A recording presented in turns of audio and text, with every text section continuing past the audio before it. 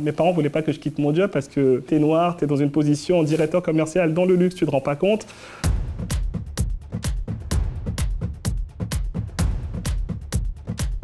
La personne qui m'inspirait, c'était Yves Saint Laurent. Et ça m'inspirait ce qu'il faisait. Je disais à tout le monde, je vais être le nouveau Yves Saint Laurent. Et quand je disais ça, les gens se moquaient de moi.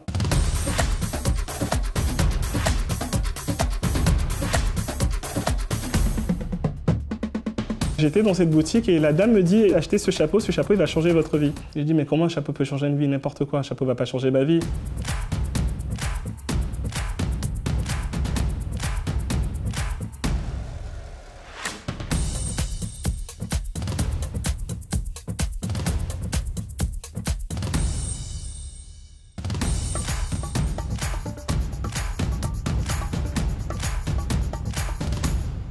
Alors salut à toi, j'espère que tu vas bien, que tu es en pleine forme parce que tu vas avoir la possibilité d'écouter quelqu'un qui a un parcours vraiment hors du commun. Je suis vraiment inspiré par ce qu'il a réussi à faire en 4 ans.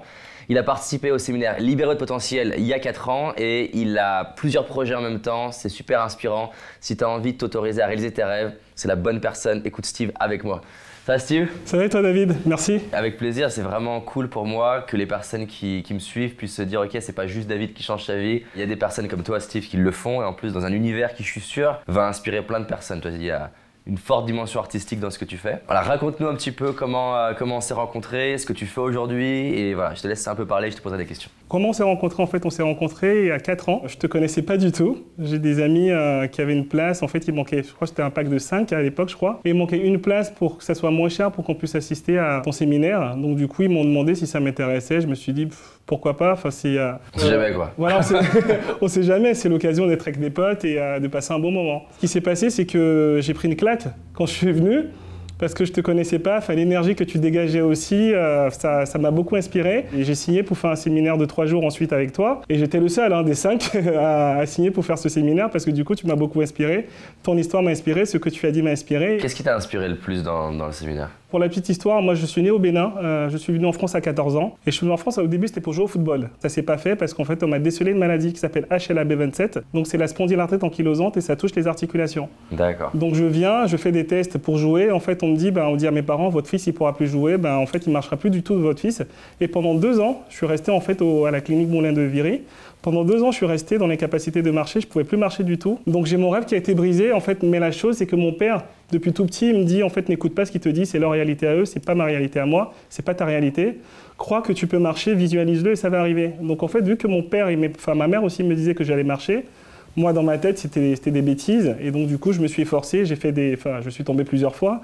Mais j'ai réussi à marcher. T'as réussi à réapprendre à marcher. Exactement, j'ai réussi à réapprendre à marcher. T'as quel âge à ce moment-là? À ce moment-là, j'avais 14 ans et quand j'ai réussi à marcher, j'avais 16 ans. Tu t'es senti comment quand t'as réussi à faire ça? Je me suis senti vivant. Pour moi, c'était normal parce que du coup, vu que mon père, ma mère m'avait conditionné à remarcher, pour moi, c'était juste une étape pour que je puisse avancer dans ma vie. Mais en fait, pendant ces 2 années-là, c'était compliqué. C'était vraiment très compliqué pour moi, ou même si j'avais le sourire, j'ai 6 sœurs, 2 frères, j'ai une grande famille, j'étais entouré. J'avais plein de rêves dans ma tête. Je voulais lancer une marque. Pour moi, à l'époque, c'était impossible à faire. Marque de quoi à l'époque? Je voulais lancer une marque d'accessoires, okay. Voilà, de vêtements et d'accessoires, mais je voulais des accessoires colorés. Je voulais parler devant des gens, il y avait plein de choses que je voulais faire, je réfléchissais, je regardais. La personne qui m'inspirait, c'était Yves Saint Laurent. Je connais toute l'histoire de Yves Saint Laurent, j'ai regardé toute sa biographie, tout ce qu'il faisait, et ça m'inspirait ce qu'il faisait. Je disais à tout le monde, je vais être le nouveau Yves Saint Laurent, et quand je disais ça, les gens se moquaient de moi. Mais moi, dans un coin de ma tête, je m'enfermais dans ça, c'était ça qui me faisait avancer. Quand j'ai réussi à marcher, je me suis dit, écoute, j'ai passé 2 ans dans une clinique avec des personnes, c'était difficile. En fait, je pense que je suis né pour une raison. Parce que pour la petite histoire, je suis le 9e de ma famille. Ma mère, en fait, quand je suis né, j'avais mon cordon ombilical qui était autour du cou. C'était très compliqué pour que je sorte. Bref, il me raconte ça et je me suis dit, en fait, je suis là pour une raison. Il faut que j'avance et que je fasse quelque chose. Donc, j'ai fait mes études. J'ai fait un master en marketing du luxe. Alors, au début, j'étais à Cambridge. J'ai fait un bachelor en management parce que mes parents voulaient que je fasse des études en finance, en management, parce que du coup, c'était la sûreté. Donc, j'ai fait jusqu'au bachelor. Vu que j'adore la mode, je me suis dit, non, je vais rentrer à Paris. Je vais faire mon master en marketing parce que c'est le moyen pour moi de me rapprocher de la mode. J'ai fait mon master en marketing du luxe. J'ai travaillé travaillé pendant 1 an chez Cartier. Donc au début, j'étais chez L'Oréal où j'étais en développement produit, je travaillais dans le packaging pour Yves Saint Laurent justement. Je suis rentré chez Saint Laurent Beauté et c'était une superbe expérience. J'étais content de ce que je faisais. J'avais une opportunité de rentrer chez Cartier. J'ai saisi l'opportunité, sauf qu'en fait, le poste que je faisais chez Cartier était différent de celui que je faisais chez Saint Laurent. Mais à l'époque, j'étais parti parce que ça gagnait beaucoup plus. Et donc du coup, je me suis rendu compte que ça me plaisait pas, donc je ne voulais pas. Et ensuite, j'ai repris mes études où j'ai fait un MBA en finance. Et après mes études en finance, donc petit à petit, j'ai cherché un petit peu ma voie. J'étais manager au printemps. Ensuite, je suis rentré chez Coach. Et petit à petit, Donc la marque. Voilà, la marque de maroquinerie Coach. Et petit à petit, du coup, j'ai avancé. J'ai été le plus jeune directeur commercial d'Europe. C'est bon ça. Oui, c'était très. Après, c'est une équipe. Hein. J'avais la chance d'avoir une équipe, de former une équipe et d'avoir cette équipe qui me suivait. On a réalisé, en fait, on a fait toutes les meilleures statistiques d'Europe. Wow. Donc le meilleur panier moyen, le meilleur prix moyen. Enfin, je te parle des indicateurs commerciaux à l'époque. Donc du coup, quand on se voit en 2015, toi, tu es encore chez Coach. Quand on se voit en 2015, je suis encore chez Coach. Et donc, du coup, j'étais arrivé à un moment où, avec ma boss, ça se passait pas très bien. Parce que du coup, j'avais mon mentor qui était là, qui m'a poussé et qui est parti, qui a été remplacé par cette personne-là. Et donc, du coup, quand on se voit... T'es pas épanoui, vraiment. Voilà, je suis plus épanoui. Enfin, je veux dire, je gagnais très bien ma vie. J'étais content. Enfin, content. En tout cas, financièrement, j'étais bien. Mais déjà, j'avais pas l'amour à l'époque. Enfin voilà, il me manquait une personne pour m'accompagner. Et j'étais pas bien. Il me manquait quelque chose. Et donc du coup, j'ai mon ami qui me dit, j'ai ma sœur qui est très dans le développement personnel. Il y a une personne qui est incroyable qui s'appelle David Laroche. Je pense que ça va te faire du bien, ça va te remotiver pour que tu puisses être challengé, avoir ce goût du challenge et refaire d'autres choses. Je fais, écoute. Non, j'ai pas spécialement envie. Au début, je dis ça. Hein. je dis non, j'ai pas spécialement envie en fait, si tu veux. Et il me dit non, mais tu devrais essayer. Et elle me dit, écoute, surtout que là, en fait, elle est à 4 places. Et s'il y a une place en plus, on paiera moins cher. Et puis, on va passer un moment, on va rigoler entre nous. Il me dit, au pire, on se fout de sa gueule, on y va. Et je fais, ok, si tu veux, on y va. Et j'ai été, en fait, ce qui m'a inspiré, c'était que, en fait, tu racontais que tu as failli te suicider. Moi, ça m'a parlé parce que, du coup, avec cette maladie-là, quand j'étais tout petit, les gens se foutaient de ma gueule. J'ai jamais eu envie de me suicider. Mais il y a ce moment où tu te sens seul. Et donc, du coup, ça a parlé, ouais. Voilà, ça m'a parlé. Il y a eu des témoignages, en fait. Moi, ce qui m'a marqué, c'était une fille qui était dans la même rangée que moi, dont la sœur s'est suicidée. Et en fait, tu lui as donné des étapes, 1, 2, 3, 4. Tu lui disais, mais comment tu te sens? Et en fait, à un moment, tu étais à 5 ou à 6. Et elle s'est mise à rigoler, elle rigolait. Elle me dit, là, je me sens super bien. Et après, petit à petit, j'ai pu parler avec elle. Elle était vraiment fermée, effacée, elle n'était pas bien. Et en fait, c'était un poids pour elle parce que du coup, elle se sentait coupable de ne pas avoir été là parce que sa sœur s'était suicidée. Et du coup, elle a revécu. Il y a plein de choses en fait, qui m'ont inspiré. Et en fait, à la fin, je me suis dit, non, je ne suis pas venu pour rien. Je n'ai pas fait ces 2 ou 3 heures pour rien. Il faut que j'aille au-delà. À l'époque, je ne sais plus à combien était la formation, mais je ne te connaissais pas tout de suite. Je suis allé, j'ai été voir Julie. En plus, c'était Julie, il y avait 3 personnes qui étaient là. Donc ma chérie, pour ceux qui ne savent pas. Exactement, j'étais voir ta chérie, que je ne connaissais pas du tout non plus. Et j'ai dit, voilà, je prends ce palier. Et en fait, je pense que c'était 2 mois après où en fait, on avait une immersion pendant 3 jours pour passer à la vitesse supérieure et pour décoller. Et donc, pendant le séminaire, il y a un moment donné, on travaille sur les objectifs. Qu'est-ce que tu as marqué à l'époque? Ça m'intéresse de savoir. Sur ton papier, tu as marqué quoi en vrai? Ce que j'aimais bien sur ce séminaire, c'est que tu m'as fait me projeter sur ma vie. C'est pas quelque chose auquel je le fais pas naturellement dans mon boulot. Je savais le faire, mais dans ma vie, je le faisais pas. Ce que j'ai marqué, c'était qu'en fait, dans 1 an, je quitterai mon emploi. Et j'avais marqué en fait la date. J'ai marqué que le 26 décembre 2016 que je quitterai Coach. Ouais. Et en fait, je l'avais marqué. Pourquoi le 26? Je me suis dit en fait, je quitte. Mes parents voulaient pas que je quitte mon job parce que je viens d'une famille africaine où... Ouais, c'est la sécurité. Exactement, c'est ça. Donc ils me disent, t'es compliqué, t'es noir, t'es dans une position en directeur commercial dans le luxe, tu te rends pas compte. Mais moi, il était hors de question. Donc du coup, 26 décembre, j'ai marqué que je quitterais mon emploi. J'ai marqué qu'1 an après, que je rencontrerais la femme de ma vie, parce que du coup, je me donnais 1 an pour développer mon entreprise. Ce qui est marrant, ça s'est fait, en fait, si tu veux, j'ai fait une rupture conventionnelle. J'ai fait la demande plusieurs fois, ils ont dit non. Et en fait, ça s'est fait le 1er décembre. Le 27, j'ai quitté Coach. Énorme. Donc c'est une preuve comme quoi ça fonctionne. Et ce que j'ai dit aussi, c'était que j'allais lancer ma marque. Parce qu'au cours de tes exercices, tu disais de se projeter sur ce qu'on allait faire à moyen terme. Et ce que j'avais marqué, c'était qu'en fait, dans 2 mois, j'irai au Bénin pour m'inspirer des couleurs et pour pouvoir m'inspirer pour lancer ma marque, parce que du coup, c'est toujours ce que j'ai voulu faire. Tu as ramené les couleurs du Bénin dans tes produits, dans tes créations. Exactement. Donc du coup, j'ai ramené ces couleurs dans mes créations et c'était dans les objectifs. À moyen terme, à long terme, qu'est-ce que je voulais faire. Et ensuite, ce que j'avais noté que je gagnerais 100 000, que je ferais 100 000 de chiffre d'affaires au bout de 2 ans. Je ne l'ai pas fait au bout des 2 années. Donc, je crois que j'ai dû faire 40 000 ou 45 000 au bout des 2 dernières années. mais j'ai dépassé la base au bout des 3 années. Donc tu as mis 1 an de plus, mais tu as réussi. Voilà, exactement. C'est bon ça. Qu'est-ce que j'ai marqué aussi? J'ai marqué énormément de choses en fait. Et ce que j'aime bien en fait, si tu veux, c'est que en fait, tous les mois, je reprends cette feuille. Tu l'as encore cette feuille? Je l'ai encore. J'aurais pu te la ramener. Ça aurait été trop cool que tu la ramènes, c'est clair. On va la mettre sous verre, on va l'afficher. Et tous les mois, en fait, je regarde cette feuille, je me dis, en fait, par rapport à mon objectif, où est-ce que je suis, et puis ça évolue, il y a d'autres choses qui évoluent aussi, mais ça marche, en fait. En tout cas, déjà, sache que je t'invite vraiment, je te l'offre. Prochain séminaire, tu vas nous remarquer d'autres objectifs pour les 5 prochaines années. Merci beaucoup. Puis ça fait 4 ans, tu avais dû mettre normalement sur 5 ans, il me semble. Oui, c'est ça. Donc il t'en reste encore 1 an, donc dans 1 an, on t'offre un séminaire, comme ça tu vas pouvoir refaire les 5 suivants. Alors, raconte-nous ce que tu as créé. Là, t'es venu avec une de tes créations. Donc tu fais 3 choses, tu vas nous en parler. Mais déjà, commençons par la marque, qui était un de tes rêves d'enfance, de créer une marque. Tu peux nous en parler? Ce que ça donne de créer une marque? Ce que ça fait une fois qu'elle est créée? Ce que ça fait quand tu vois que des gens portent tes créations? Tu peux nous en parler? En fait, on m'a toujours dit, tu travailles pour une marque, mais en fait, il y a une différence entre travailler pour une marque et lancer sa propre marque. Ce que ça m'a apporté, c'est les bases que tu disais. En fait, il faut lire, il faut se former, il faut apprendre beaucoup de choses. Et c'est ce que j'ai eu le temps de faire en fait pendant cette année. J'ai fait l'autre formation avec toi, j'ai écouté tes vidéos qui m'inspiraient. Ah oui, la chose que je faisais aussi, je sais qu'il ne faut pas le faire, mais je l'ai fait, je l'avoue, c'est qu'en fait, j'enregistrais tout ce que tu disais pendant ce séminaire-là. Et en fait, je marchais, je faisais 20 minutes de marche tous les matins, tous les soirs pour aller au travail. En réécoutant. Ouais, et je t'écoutais en fait, et tu as des passages spécifiques, j'écoutais ces passages-là, et je les visualisais, et je disais, en fait, j'écoute ça, mais en fait, ça va se passer. Et quand tu disais, c'est fait, je me le remémorais, et ça m'a aidé aussi à lancer ma marque. À te conditionner en mode ça va être fait. Exactement. C'est bon, ça. Ouais. Et donc du coup, ce que ça fait de lancer sa marque, la première, c'est beaucoup de travail. C'est énormément de travail. Donc du coup, c'est un business plan. C'est aller à la chambre de commerce, c'est se renseigner, c'est aller voir les producteurs. Enfin, j'ai rencontré des fournisseurs, mais c'est une expérience enrichissante parce que tu rencontres tellement de personnes et tu apprends énormément. Je pense qu'en fait, pour lancer une entreprise, au début, maintenant j'ai un comptable qui travaille vraiment pour moi, mais au début, tu dois t'apprendre à le faire. Exactement. Faut t'apprendre à le faire. Faut rencontrer les bonnes personnes. Et je pense que c'est une question de rencontre. J'ai lancé du coup, comme je te disais, Black Hats Paris. Ouais. Je permets de montrer celui-là qui est le Maxi Tote Bag. Donc c'est le plus grand. Exactement, c'est le plus grand. On l'a breveté. Et en fait, on l'a breveté. Pourquoi? Parce que le tote bag, c'est l'accessoire qui était le plus utilisé en France. Et moi, dans un premier temps, en fait, si tu veux, quand j'allais faire mes shootings, j'avais des valises, j'étais chargé. Et j'avais besoin d'un sac où j'allais mettre mes créations, où j'allais être moins être encombré. Et au début, je l'ai sorti dans le métro. Et quand j'étais dans le métro, il y a une personne qui me dit « C'est pas mal cette création et tout, c'est de qui ?» Et je fais, c'est moi. Et elle me dit, en fait, j'aimerais bien en avoir un. Au début, c'était un prototype. Je fais, écoutez, j'ai donné mes coordonnées. J'ai dit, voilà, prenez mes coordonnées, je peux vous en faire un si vous voulez. Et donc, du coup, j'ai commencé à réfléchir. J'ai commencé à demander aux gens, est-ce que vous aimeriez avoir un grand sac?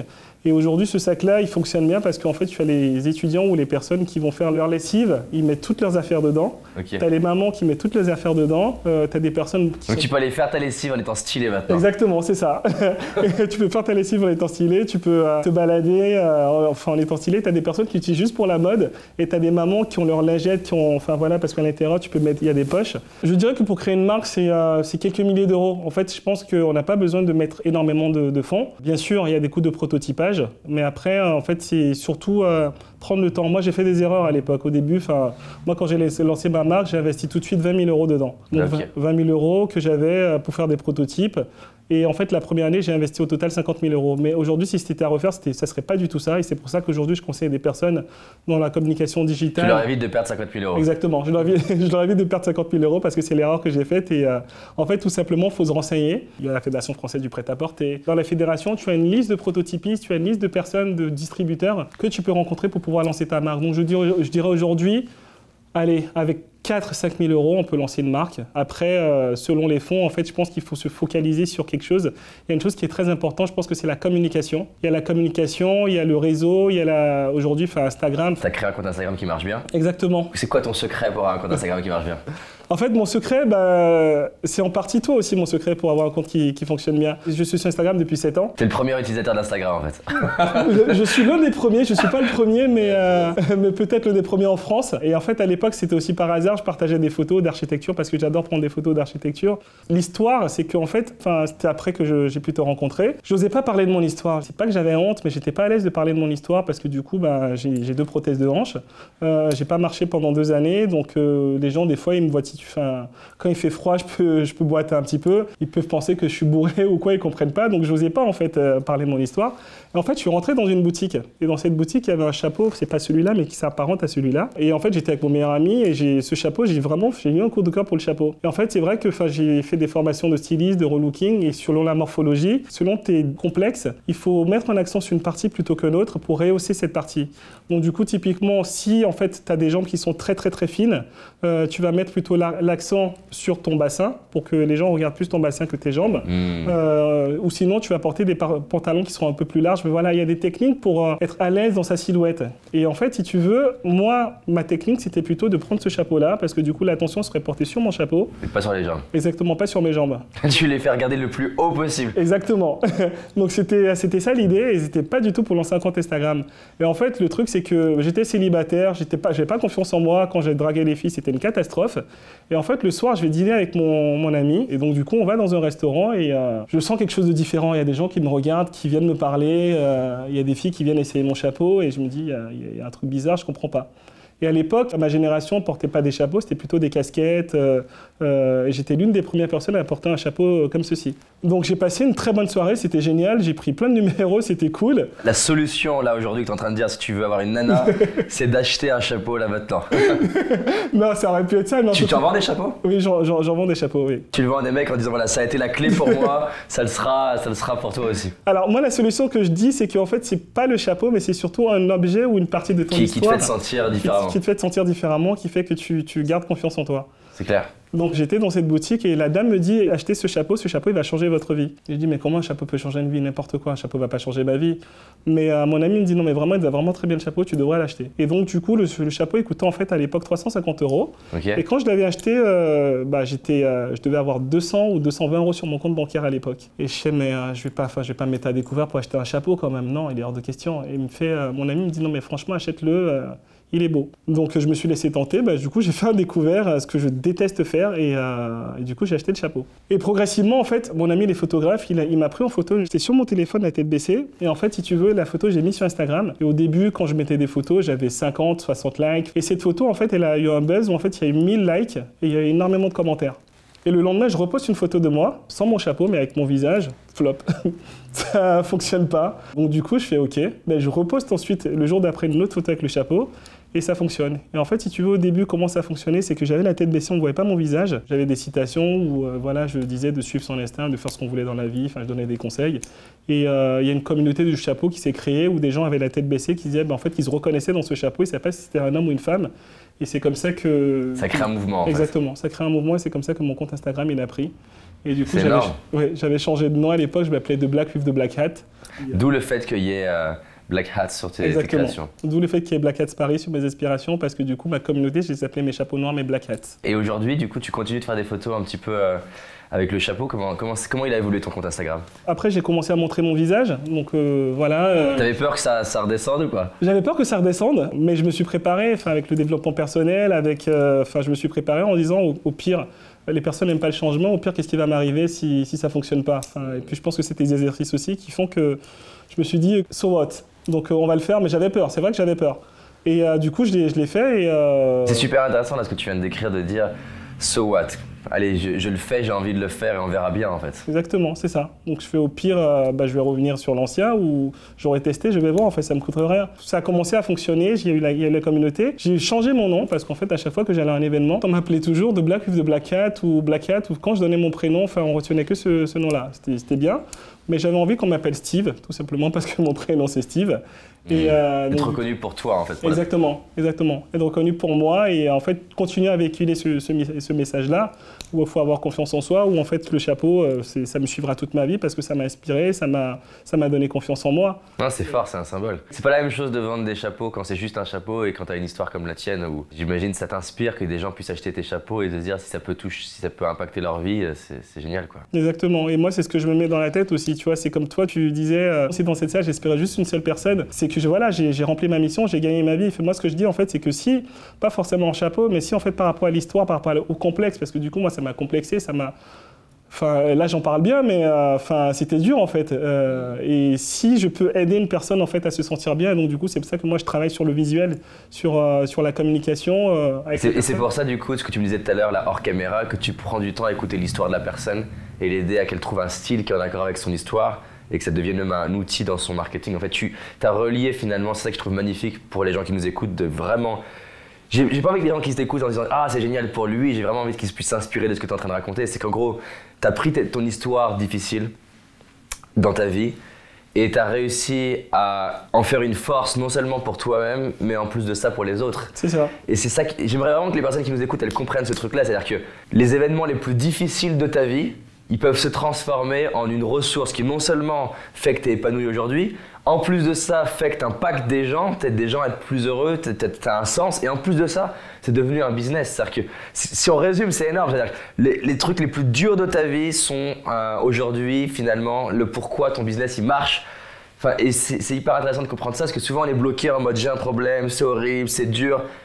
Et j'ai vraiment envie qu'on sème une graine grâce à toi aujourd'hui de se dire peut-être que mon problème, demain, comme Steve, peut s'avérer être une opportunité, peut s'avérer être le moyen d'inspirer des personnes. Tu vois, c'est drôle parce que hier soir j'avais ma conférence, donc on était 500 à Paris et j'avais une influenceuse qui est venue me voir, elle a à peu près 500 000 followers et en privé, tu vois, elle me racontait son histoire. Elle a eu une enfance difficile avec une maman qui avait des troubles de santé, des troubles mentaux et un papa absent et que ça a été une enfance très difficile pour elle. Et elle me disait, tu vois, que cette douleur, ça a aussi créé une niaque et une force. Et je lui disais hier soir, t'as réussi à avoir 500 000 followers alors que tu parles même pas de ça.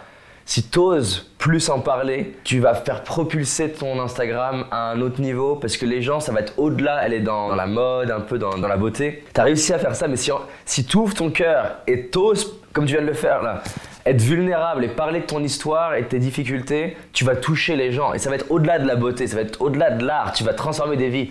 Et elle me dit ça, c'est marrant que tu me dises ça parce que j'en ai parlé une seule fois dans ma vie et la fois où j'en ai parlé, j'ai eu au moins 1000 commentaires de gens qui disaient merci pour ton histoire, merci pour ça. Et c'est drôle parce que son histoire lui a donné la niaque, mais je suis sûr que si elle continue, ça peut devenir même un instrument dans ce qu'elle fait et pourquoi elle le fait. Et d'ailleurs, ça me fait penser à un type comme ça qui, pendant des années, il essayait de vendre des voitures de collection. Et t'as des concours de vente de voitures de collection et il n'arrivait pas à les vendre. Parce qu'en fait, à chaque fois, les gens, ils regardaient sa voiture et ils comparaient sa voiture en termes de caractéristiques. Est-ce que ça a le meilleur moteur, est-ce que c'est la plus performante? Et t'avais toujours une voiture plus performante que la sienne. Un jour, il s'est dit, je vais arrêter de vouloir parler des caractéristiques de ma voiture. Et à chaque fois que je vais présenter ma voiture, je vais expliquer pourquoi je l'ai achetée, pourquoi elle me parle, pourquoi j'aime cette voiture. Et il a arrêté de parler des caractéristiques, il a juste raconté pourquoi il aimait ces voitures-là. Et il a fini à chaque fois, pendant des années, numéro 1 de chaque concours. Et les gens qui achetaient ces voitures, on n'a pas envie d'acheter juste un produit pour un produit, on veut acheter, tiens, il est là pourquoi ce produit, tu vois. Dans le même genre, ça peut vraiment te parler, j'ai une nana que j'ai accompagnée en coaching, qui était un poste de direction dans une boîte du CAC 40. Elle vient me voir pour faire une transition, gros virage pour se mettre à la couture et créer des vêtements. Et je l'aidais vraiment à creuser, à trouver ce qui l'inspire. Parce que je lui disais, voilà, il y a 1000 manières, même 1 million de manières de faire de l'art. Pourquoi tu fais ça en fait? Et en boucle, pourquoi tu fais ça? Pourquoi tu veux faire de l'art? Pourquoi des vêtements? Et au bout d'un moment, on a touché un truc où elle s'est mis à avoir les larmes aux yeux. Parce que ça a touché son histoire, c'est pour ça que ça me fait penser à ce que tu dis. Et elle s'est dit, en fait, j'ai souffert dans toute mon adolescence de ne pas me trouver féminine. À chaque fois, soit je prenais des vêtements presque de garçon, et où j'étais confortable, mais j'arrivais pas du tout à être féminine. Ou alors je prenais des vêtements qui étaient trop féminins pour moi et c'était trop la marche, elle était trop grande. D'accord. Et elle me dit, si j'arrive à créer des vêtements qui permettent à une femme qui a envie d'être plus féminine, mais qui puisse l'accompagner, que ce soit progressif, de plus en plus féminin, ce serait énorme. Et tu vois, elle avait les larmes qui coulaient. Et la semaine d'après, elle m'écrit, elle me dit, David, je sais pas ce qui se passe, c'est trop bizarre. Il y a des gens qui me commandent mes vêtements alors qu'elle n'avait pas démarré l'école, qu'elle avait aucun prototype, qu'elle avait rien créé, mais juste quand elle parlait de pourquoi elle voulait faire ses vêtements, t'avais des gens, des papas qui disaient, écoute, je sais pas à quoi ils vont ressembler tes vêtements, mais moi je rêverais qu'il existe des vêtements comme ça pour ma fille, donc je mets de l'argent sur la table. je comprends du coup pourquoi ce que tu fais, ça peut aider des gens, parce que si tu aides les gens à connecter leur histoire en leur donnant un style qui correspond à leur histoire et qu'en plus ils monétisent ça, ils véhiculent ça et en plus ça impacte d'autres personnes, enfin, c'est clair, ça peut que marcher. Non, mais c'est exactement ce que tu dis. Et puis, tu vois, c'est ce que j'utilise sur Instagram parce qu'aujourd'hui, je suis influenceur aussi sur Instagram. J'ai une communauté de 100 000 personnes qui me suivent. Et en fait, si tu veux, au début, il y a eu des personnes, quand j'ai commencé à parler de mon histoire, qui critiquaient, tu vois, qui critiquaient le fait que je raconte mon histoire. Et donc, du coup, je me suis dit, écoute, c'est pas grave. Tu fais abstraction de ça. Voilà, je fais abstraction de ça. Et en fait, il y a plein de personnes, comme tu dis, que ça a inspiré aussi. Et notamment, en fait, il y a une personne que j'ai aidé sur ça. En fait, il s'appelle Olali Ziga. Il a un business où il vend des bitcoins. Et en fait, il avait la sclérose en plaques. Et donc, du coup, son business, ça fonctionnait bien, mais il lui manquait quelque chose. Et en fait, on est parti de son histoire pour retravailler sur son image. Et il me dit tu m'as donné confiance en moi, tu m'as énormément aidé à avoir une assurance en moi parce que du coup je vendais ce produit-là. Mais aujourd'hui voilà, je vends beaucoup plus et ça a du sens. En fait, ce que j'ai fait, c'est que j'ai travaillé sur la sclérose en plaques. Il avait des douleurs avec des aiguilles. Et aujourd'hui en fait, il met une chemise pain collard. Une chemise pain collard, c'est une chemise en fait avec une petite aiguille que tu as là. Et donc du coup c'est ce qui est son identité de marque en fait. Et ça c'était par rapport à la sclérose en plaques, par rapport à toutes les questions que je lui avais posées qui a fait qu'on est parti sur ça. Donc quand il la met, c'est plus un vêtement quoi. Exactement. C'est son vêtement de super-héros. Ça. En fait toi tu permets à des personnes de trouver leur combinaison de super-héros en fait. C'est joliment dit, ouais peut-être. Ouais, j'essaie en tout cas oui, que les personnes connectent à leur histoire et qui se disent que par rapport à ces points négatifs, non, c'est des opportunités, c'est pas des points négatifs, au contraire, c'est quelque chose d'extraordinaire, de bien, qui fait qu'elles peuvent avancer et utiliser ça en super pouvoir, exactement ça. Donc si je résume ce que tu es en train de dire, parce que c'est hyper fort, c'est que la personne qui nous écoute, qui peut avoir une maladie, un handicap, une difficulté, ce qu'elle est en train de vivre de difficile, ça peut devenir sa plus grosse opportunité dans sa vie. C'est exactement ça. Enfin, tu vois, moi aujourd'hui, la première chose que j'avais faite, ma première campagne, c'était avec une marque de marinière de sous-vêtements. Je suis parti en Guadeloupe, j'ai fait une campagne avec eux. Aujourd'hui, je suis payé aussi pour faire des campagnes où je fais des placements de produits pour des marques. Mais bon, quand je le fais, je suis vraiment aligné avec la marque, avec les valeurs, avec les codes qui se rapprochent des miennes. Et aujourd'hui, en fait, je suis le modèle comme quoi, en fait, ces personnes-là me contactent parce que du coup, j'ai une histoire qui les inspire et que je parle des produits avec amour, avec passion en fait. Et même quand je fais la promotion de certaines personnes, je le fais parce que du coup, je suis inspiré parce que ces personnes-là font. Et comme tu dis, en fait, c'est pour ça. Pour moi, je pense que le fait d'être malade, le fait d'être handicapé, si tu dis oui, je suis malade, je suis handicapé, c'est du bullshit. On a tous une mission sur Terre, on est arrivé pour une raison et il faut s'inspirer de ça pour la transformer. Et moi, c'est ce que je fais en fait, tu vois. J'ai lancé cette marque-là. En fait, la marque, ce que je dis, la valeur première de ma marque, c'est que aie confiance en toi. On me disait que je ne pouvais pas lancer une marque, mais si, je l'ai faite. Aujourd'hui, il y a Miss France, il y a Sonia Rolland, il y a des personnes comme ça qui portent ma marque aujourd'hui. C'est bon ça. Au début, que j'aurais dit, les gens ne m'auraient pas cru. Il y a Bafétabi Gomis, les footballeurs qui portent ma marque. Il y a des personnalités qui sont connues qui portent ma marque. Et honnêtement, la première fois, en fait, j'avais un événement d'influenceurs. Et je marche, je vois Sonia Rolland qui a un sac que j'ai fait, un sac en wax et avec une chaîne que j'ai fait une collaboration avec une marque qui s'appelle Philippe Audibert. Et je regarde, je suis surpris, je dis Sonia Rolland et je lui dis mais j'adore votre sac. Elle me dit je sais pas si tu connais, elle me tutoie mais j'étais content qu'elle me tutoie. Elle me dit je sais pas si tu connais mais c'est des jeunes créateurs qui font ça, ils sont géniaux, apparemment c'est des hommes, mais c'est génial, j'adore ce sac, regarde il est pratique. Et je la regarde, je connais très bien parce que je suis le créateur de la marque. Elle fait mais non, mais c'est fou, tiens, viens on fait une photo et le lendemain elle le pose sur Instagram. Voilà, donc du coup tout est possible en fait. C'est clair, c'est énorme. Ça me touche vraiment ce que tu as réussi à faire, c'est bon, je suis content pour toi. Merci à toi. Je suis, tu vois, donc du coup je suis dans la création, donc du coup, comme je te disais, quand j'accompagne des personnes, des infopreneurs, des entrepreneurs, parce que du coup je travaille sur des marques, mais je travaille aussi sur des personnalités publiques. Donc tu vois, avant des séminaires, quand je travaille sur leur relooking, sur leur façon de s'habiller, leur façon de parler, et que je dis ok, tu vas utiliser ça et tu vas le transformer en force. Moi, ça m'anime en fait parce que je sais que je suis parti de loin. Tu vois, je suis parti de loin. Moi, au début, je viens du Bénin, c'est un pays pauvre. J'ai grandi en France. J'y ai passé 2 années qui étaient horribles, mais qui étaient géniales en fait. Moi, c'était génial parce que du coup, j'avais ma famille autour de moi et que c'est ça qui permet aujourd'hui à ce que notre famille elle est forte. Et je leur dis, connectez-vous à ça et partez sur ça pour faire ce que vous voulez. C'est bon, c'est bon. Déjà, tu me touches beaucoup. En tout cas, vraiment, C'est magnifique ce que tu as réussi à créer en 4 ans. Ça donne du sens à ma vie d'avoir contribué à ça. En tout cas, merci de venir le partager. Je remercie Alexandre, mon ami qui a fait que je t'ai découvert, parce que du coup, si je ne l'avais pas fait, je pense qu'encore aujourd'hui, je serais dans mon métro boulot dodo, que je serais inhibé et que je ne ferais pas grand-chose. Et ce que je veux dire aux gens, c'est qu'en fait, on a peur. Les gens, ils ont peur. Tu vois, au début, moi, j'avais peur de faire ma rupture et de partir. Donc, quand j'ai fait ma rupture, ensuite, j'ai eu un an et demi en fait, de chômage. Après, j'ai lancé mon entreprise. J'avais peur aussi. Je me dis, écoute, aujourd'hui, j'ai plus de revenus. J'ai plus de revenus. Plus de revenus fixes. Comment je vais faire? Mais en fait, si tu veux, quand tu es passionné et quand tu fais quelque chose, à mon niveau, tu changes la vie des personnes et que tu les écoutes et que par rapport à leur histoire, tu les aides à aller au-delà, je pense que ça se fait tout seul.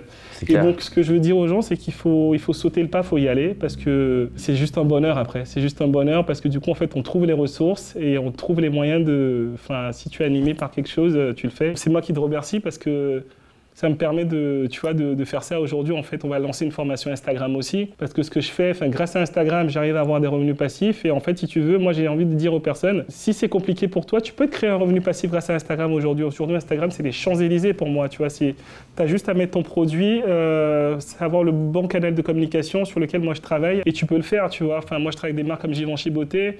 J'ai fait une collection avec Glamour Magazine. Ah oui, ça, c'est la dernière collaboration qu'on a fait, où j'aurais sorti en fait des sacs pour le dernier magazine de février-mars. Tu m'aurais dit il y a 4 ans, quand j'allais à ton séminaire, que j'allais faire ça. Je dis parce que voilà, j'ai une équipe aussi autour de moi. Je t'aurais dit non. Et ça, c'est juste beau. C'est clair, c'est beau. Est-ce que tu aurais une dernière chose que tu aimerais dire à une personne qui me suit, là, qui regarde régulièrement mes vidéos, ou même que c'est la première fois qu'il regarde une vidéo? Qu'est-ce que tu aimerais lui dire à cette personne? Les personnes qui regardent tes vidéos, je les incite à regarder au quotidien. J'écoutais tout ce que tu disais tous les matins. Moi, c'était ça qui me conditionnait, qui a fait que voilà, j'ai une force et que j'avance. Tu as un propulseur de vie. Et en fait, ce que je dirais, c'est qu'ils auraient tort s'ils n'écoutent pas ce que tu fais, parce qu'ils ont beau dire, moi le premier, moi je te connaissais pas, j'ai dit, mais qu'est-ce que tu veux que j'ai un séminaire de ce mec-là, en fait, si tu veux? Ah oui, et ce que je t'ai pas dit, c'est qu'en fait, mon ami qui, à l'époque, m'a accompagné, a pris les places. Aujourd'hui, il a quitté, il est photographe et il shoot pour des personnalités, pour des personnes connues. Et en fait, on a fait le même séminaire ensemble. Donc du coup, en fait, il a vu, il s'est dit, OK, ça a fonctionné pour lui. Donc oui, moi, ça peut fonctionner pour moi aussi. Et on a un autre ami, en fait, qui a quitté son entreprise, là, il y a pas très longtemps. Parce que du coup, on en parle de le fait que je t'ai rencontré, de tout ça. Il voit comment j'ai évolué. Donc du coup, là, il est en train de travailler, il va lancer son business aussi. Donc ce que je veux dire, en fait, c'est que ça marche. Et la personne qui t'écoute aujourd'hui, je t'incite vraiment à regarder les vidéos de David, à partager un maximum de personnes, parce qu'en fait, c'est en partageant un maximum de personnes que les gens peuvent s'en rendre compte. Et en fait, la vie, elle est trop courte. Et c'est quelques centaines, quelques milliers d'euros ou quelques dizaines d'euros. Une baguette, un café, il faudrait juste prendre... ça coûte combien un café? 2-3 euros? Ça dépend de où tu es en France. Mais on va dire, allez, c'est 2 euros. Voilà, tu te dis, au lieu de prendre un café ou des personnes qui fument, moi je fume pas, mais des personnes qui fument, mais prends-toi un moment, fais-toi une économie et fais-toi un cadeau. Je dirais de venir te voir et de venir parler avec toi, parce que moi, tu as changé ma vie. Je le dis, en fait, tu as changé ma vie et j'ai beaucoup de gratitude pour toi, donc merci. Donc voilà, c'est ce que je dirais à cette personne-là. Et en fait, ça marche, vraiment ça marche. En fait, c'est juste, il suffit pas d'écrire sur un papier quoi que ce soit, il faut écrire certes, mais il faut suivre, il faut aller dans la ligne directrice, il faut y aller en disant, bah oui, ça marche en fait. Et voilà ce que je dis à cette personne. C'est bon. Bravo en tout cas, franchement c'était top, tu m'as touché. Et voilà, j'espère vraiment que ça vous a touché cette vidéo. Partagez-la, il a un parcours de dingue. Moi je suis honoré quand je t'écoute. Ça donne du sens vraiment à ma vie et ça donne même du sens à pourquoi on fait tout ce qu'on fait. Parce que comme tu l'as dit pour toi aussi, moi c'est pas seul que je fais ça. On a une équipe derrière qui se dépasse, qui donne tout. Donc voir ça, et c'est magnifique. Et donc voilà, je te souhaite toi aussi d'aller réaliser tes rêves. Et je te souhaite, d'ailleurs en ce moment c'est mon nouveau rêve, parce que j'en parlais hier à la conférence, qu'il y a plein de trucs que j'ai marqués sur papier, je les ai réalisés. Moi, mon nouveau rêve en ce moment, c'est ce que je suis en train de faire avec toi, c'est d'inviter les personnes qui ont fait mes séminaires à venir sur scène, à les interviewer, et qu'en fait, moi, finalement, je m'efface de plus en plus, et que ce soit les personnes que j'ai pu toucher, accompagner, qui soient elles-mêmes finalement la source d'inspiration d'autres personnes. Donc voilà, tu me permets de réaliser mes rêves. Donc voilà, ce que je rêve, c'est que ça soit toi qui sois assis là la prochaine fois en train d'inspirer d'autres personnes. Parce que si on commence à accélérer la dynamique, bon déjà je vais avoir trop d'interviews, mais ça sera un autre truc à gérer, et ça sera magnifique. Donc voilà, partage la vidéo si elle t'a inspiré, et je te souhaite toi aussi d'aller vivre un parcours comme Steve. Allez, à toutes. J'espère que la vidéo t'a plu, en tout cas je partage un message qui pour moi est vraiment important. Mets-moi en commentaire un rêve que tu as, si tu le réalises d'ici la fin de ta vie, tu serais vraiment fier de toi. Je vais lire chacun des commentaires. Et si le sujet de la motivation t'intéresse, tu vois pendant des années, moi j'ai eu des difficultés à trouver de l'énergie et à être motivé. Ma mère disait, t'es léthargique. Et j'ai découvert un principe qui m'a beaucoup aidé, je l'ai appelé depuis la motivation induite. J'ai créé un guide qui s'appelle le guide pratique de la motivation induite. Voilà, ça a aidé déjà des centaines de personnes. Si ça t'intéresse, tu cliques juste sur le bouton qui apparaît, je te l'envoie gratuitement. Vraiment, ça va t'aider et ça change encore une fois la vie de dizaines de personnes. En attendant, je te dis à très vite et surtout rappelle-toi, cette année, c'est notre année.